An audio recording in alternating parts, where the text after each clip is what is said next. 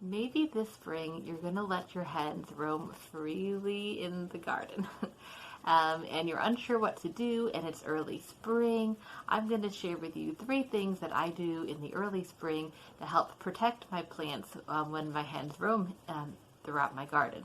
Now, we're going to do a little bit of pretending this year because in the United Kingdom, we're currently having an avian flu lockdown, so it means all poultry have to remain housed. So I'm going to look back on previous springs, also talk about what my plans were for this year with my hens, and we'll do a bit of pretend. Hi, I'm Beth. Weekly I make a video about my little flock of hens in my little garden in the United Kingdom. And my channel is a great place for you if you're considering getting chickens or you already have chickens but you're really unhappy with how they've changed your garden. In early spring, when the new growth appears, the hens will start pecking at it, and not because at any other time in the season when there's lots of other things to pick from, they're not interested in these bulbs growth. But at this moment, they're the very first thing that have come up, and they're green and they're new, and so they're like, we're going to touch it.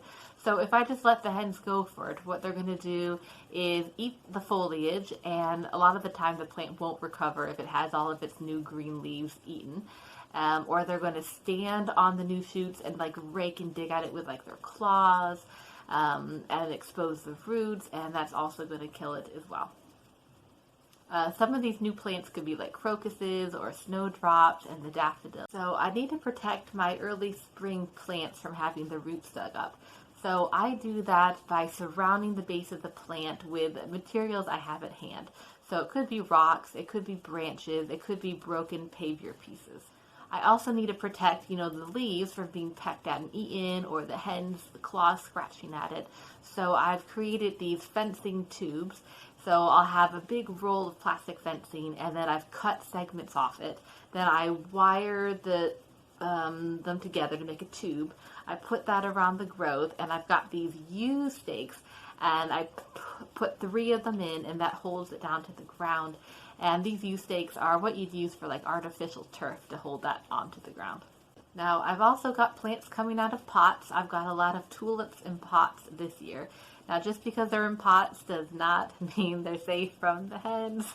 So they'll get the long necks, to your pots, and they will flick out the soil, and then they will eat. And maybe they'll also jump on your pots as well and dig out the soil and eat your plants. So what I'll do is do like a little low fencing around the top of the pot within it, and that protects the pots. Okay, so maybe you're wondering, like, isn't this all way too fussy? Why do I even bother trying to mix my hens in the garden? I just enjoy interacting with them and seeing them throughout my garden, and I want them to have as much space as possible, kind of in a varied habitat and a stimulating environment. That's why I do it. It is fussy, but for me, it's worth it because those reasons are really important to me. The earliest plants I have up here in my garden are the obvious ones like snowdrops, crocuses, bluebells. Chives come up, crocosmia, daylilies. What else?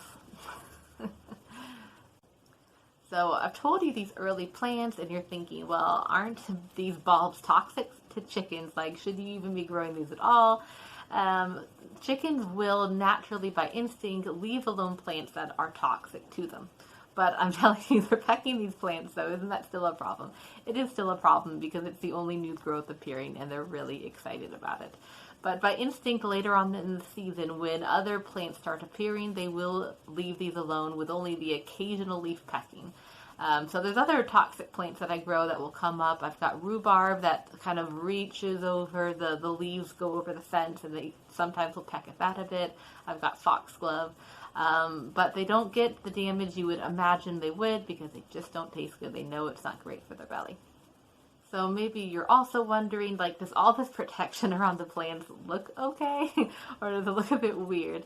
If I've only got access to the broken paviers, it looks a little bit dodgy. All right, they don't look that great, a broken pavier piece surrounding a plant.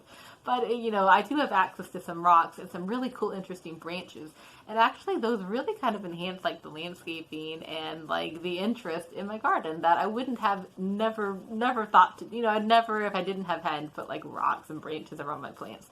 But I do now, and actually those do look really cool. The fencing tubes, okay, yeah, they look a little bit dodgy. They don't look great. However, I only leave them on just for the beginning of the season until the plants get established. Or this year what I'm going to try is to leave some of these fencing tubes up all season, but I'm hoping that the plant's going to grow through them and then the leaves are going to like hide the tube, but the tube is still there to protect like the core of the plant and then the base of the roots. So I'm not sure how that's going to work or look, so we'll do another video later on in the season. So what's it like in your chicken garden in early spring? Do you have any good tips for us? Feel free to comment below or send me a message. I've also made another video about more in depth about the fencing tubes. I'll put the link in the description below. So go ahead and click on that and I'll see you over there. Thank you. Bye.